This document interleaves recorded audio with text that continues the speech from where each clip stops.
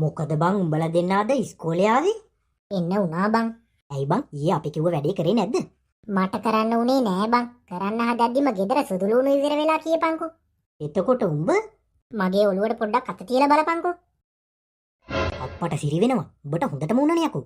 මොකද යකෝ උඹ උන්න තියාගෙන ඉස්කෝලේ ආවේ? මම උදෙන්ම අම්මට කිව්වා බං මට යන්න බෑ මට උණ කියලා. ඉතින් උණ දෙපිටෙන් යන්න දෙන්න කලින් ඉස්කෝලේ ඵලයන් කිව්වා බං. උඹලා කිව්වද අම්මලාට අද ඉස්කෝලේට එන්න කිව්වා කියලා? නෑ බං පිස්සුද? අදත් එන්න කියලා කිව්වොත් එහෙම ගෙදර ඉඳලත් ඉවරයි. අන්න ටීචර්ලා. මේ එන පොට නම් නිකන් හොඳ නෑ වගේ හොඳේ. ඒකනේ බං හොඳටම මල පැනලා වගේ එන්නේ. ඇයි දන්නේ? මොකද ටීචර් මේ මල පැනලා? තොපි කරන වැඩවලට තමයි බොරුව. බලපන් ඊයේ තොපි කරපු අර වැඩේ නිසා මට එක එකගෙන් කතා අහන්නත් වෙලා. මට නම් තේරෙන්නේ නෑ මේ පන්තිය කොහොම කරන්නද කියලා. හැමදාම කරගෙන යන විදියට කරගෙන යමු ටීචර්. මොකක්ද උඹ කියන්නේ? උඹලා හිතුවද මට පිස්සු කියලා? ඒක ඉතින් දන්නේ ටීචර්නේ.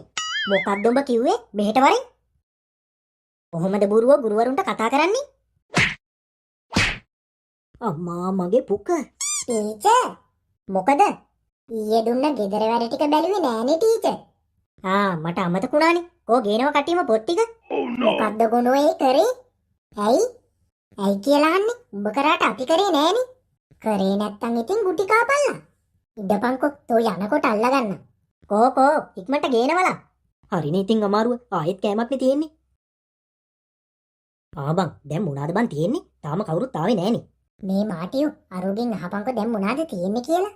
ඒ මචං කියනවා. දැන් මොනවාද තියෙන්නේ බං? ඉතිහාසයේ තියෙන්නේ බං. දැන් එයි බස්නායක සර්. අන්න කියනකොටම එනවා. ආයුබෝවන් සර්. ආයුබෝවන්. ඇයි සර් එන්න පරක්කුනේ? පරක්කුනේ උඹලා කරපු වැඩ නිසා. අපි මොනවාද කරේ සර්? උඹ නෙවෙයි උතන ඉන්න අර අලුත් එකා හින්දා. මං? ඔව් උඹ. ඇයි සර් මම මොනවාද කරේ? තෝ කරපු වැඩේ නිසා මං 99න් බේරුණේ යකෝ. ඇයි සර් මොකද උනේ? මොකද්ද උනේ තමයි කරන්ට් වැඩ පුළුවන් කියලා මගෙන් 500කුත් කඩාගෙන අන්තිමට මට ෆ්‍රිජ් එකක් නැති වුණා. හරි ඉතින් මොකද උනේ කියන්නකෝ. මං ආය හදලා දෙන්නම්. හදලා දෙන්න දැන් ෆ්‍රිජ් එකක් තියෙන්න එපයි යකෝ. ඇයි සර් ඒක වික්කද? වික්කා නෙමෙයි තෝ කරපු වැඩේ නිසා ඒක පිපුරුවා.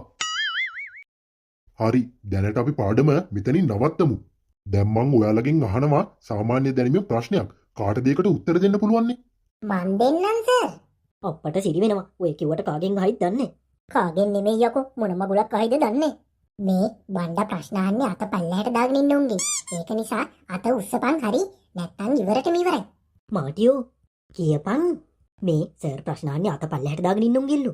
එතකොට මොකද කරන්නේ? මූ කියනවා ඒක නිසා අත් උස්සන්නලු. හරි ඔය පස්ස පෙළියේ ඉන්න අලුත් ළමයා උක්කුන් නේද? ඔව් සර්. එහෙනම් තමුසි නැගිටිනවකෝ. මං? ඔව් තමුසි දැන් දන්න නිසානේ අත ඉස්සුවේ. හරිනේ අමාරුව. මට කියනවා වර්ෂ 1948 පෙබරවාරි 4 වෙනි දින ශ්‍රී ලංකාවට ඇති විශේෂත්වය මොකක්ද කියලා. එතකොට මං ඉපදිලා හිටියේ නෑනේ සර්. එතකොට මං විතරද යකෝ ඉපදිලා හිටියේ? ඒකත් කොහොමද සර් මන් දන්නේ? එතකොටත් මං ඉපදිලා හිටියේ නෑනේ. මේ කවිය ආච්චිට ඇති අන්තන් ඉන්ටර්වල් දුන්නා නේ බං. කියලා වැඩක් නෑ බං. අද දවස නම් මා මූසලම දවසක්. මේ යමන්කෝ කැන්ටිම පැත්තට පට්ට බඩගිනිනේ බං. මේ අම්මා මට බිත්තරේම දාලා බත් එකක් බැඳලා දුන්නා බං. ඒක කාලම යමන්. අඩේ මරුනේ ගණින්. ඕක ඉක්මනට දිගහැරපන්කෝ බං. ඉදපන් හදිස්සිය නැතුව. හරි ඔන්න කාපල්ලා. කොයකෝ මේකේ දැන් තිබ්බ බිත්තරේ. අම්මෝ බං අද නම් කෑව බඩ පැලෙන්නම. අන්න පිනා මේ පැත්තට එනවා. මල මගුලයි ඇයි දන්නේ? මං උඹලා ටික අල්ලගන්න තමයි හිටියේ. ඇයි ප්‍රින්සිපල් සර්? ඇයි කොයිද යකෝ උඹලගේ දෙමව්පියෝ අද එක්කන් එන්න කිව්වා නේද? අපේ අම්මලා ට්‍රිප් එකක් ගිහින් තාම ආවේ නෑ සර්. ඔව් සර් අපේ අම්මත් ගියා මෙයාලගේ අම්මලත් එක්ක. උඹලා මට බොරු කියන්න ලෑස්ති වෙන්න එපා. බොරු නෙවෙයි සර්. ඕන්නම් අපේ ගෙදර ඇවිල්ලා බලන්නකෝ. එතකොට තමුසෙලා දෙන්නගේ දෙමව්පියෝ කෝ? එයාලා මෙහෙ නෑ සර්. මෙහෙ නෑ? ඔව් සර් අපි ඉන්නේ ආච්චි අම්මලා ගෙදර නැවතිලා. එහෙ ඉඳන් තමයි මේ ඉස්කෝලේ එන්නේ. ආච්චි අම්මලා වයස නිසා ඉස්කෝලේට එන්න බෑනේ සර්. ඒකත් එහෙමද? උඹලා ඊයේ පන්තියෙන් පැනගත්තේ ඔෆිස් එක පිටිපස්සේ තියෙන කැලේ සුද්ධ කරන්නනේ. ඵලයව දැන් ගිහිල්ලා ඉන්ටර්වල් එක ඉවර වෙනකම්ම එතන තියෙන කානුව සුද්ධ කරපල්ලා. කානුව සුද්ධ කරන්න? ඔව් උඹලා ඊ පැනගත්ත එක සුද්ධ කරන්නනේ. දැන් ගිහිලා සුද්ධ කරපල්ලා. මෙතන තවත් බලාගෙන ඉන්න නැතුව ඵලයල්ලා කිව්වේ. ඔය එකේ කොහොම නවතිනවා? තමුසේ කැන්ටිමට ගිහිල්ලා මට කෑම එකක් අරන් එනවා. සල්ලි සල්ලි මම ඇවිල්ලා දෙන්නම් කිව්වා කියනවා.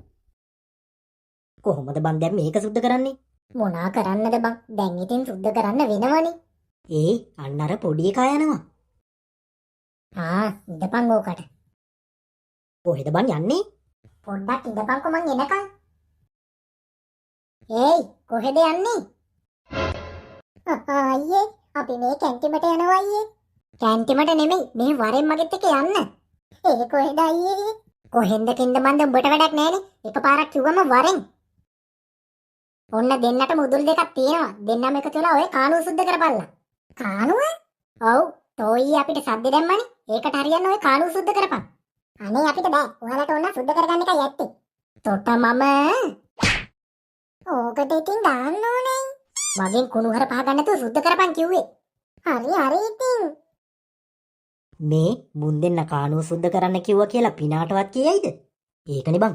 මේ අපි කානුව සුද්ධ කරන්න කිව්වා කියලා තොපි පිනාට එහෙම කියලා තිබ්බොත් තොපේ අතපය කඩනවා දැනගනින්.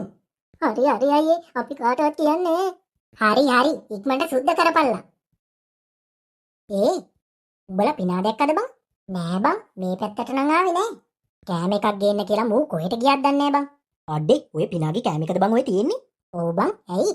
මේ ඕකට හොඳ වැඩක් කරමුද අපිට මේ දුන්න පරිප්පුවට? ආයෙත් මොකක් හරි කෙලවෙන වැඩක්ද? නෑ බං. මොකක්ද දැන් කරන්නේ? අපි ඔය කෑම එකට ඕකට බඩ යන්න ජාපාල ටිකක් දාලා දෙමුද? අඩේ ඒක නම් මරු හැබැයි.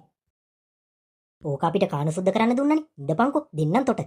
මේ කොහෙන්ද බං අපි දැන් ඕවා ගේන්නේ? ඕවා කැන්ටිමේ නෑනේ. ඉඳපන්කො මෙතන උඩහ කඩේ ඇති. මං ටක් ගාලා තාප්පෙන් පැනලා අරන් එන්න. මේ එහෙනම් ඉක්මනට අරන් වරින් වෙලා යන්න කලින්. සර් මෙන්න කෑම එක ගෙනාවා. මොකද තමුසේ ඉන්න පරක් උනේ? මං හැමතැනම සර්වර් හෙව්වා. ඒකයි වෙලා ගියේ. හරි උතන එහා පැත්තේ මේ සුඩින් තියලා යනවා.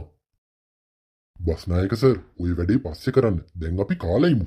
සර් කන්නකෝ මම මේ වැඩේ ඉවර කළාම කන්න. අනික මට කෑම එකක් ගෙන්න ගන්නත් ඕනි.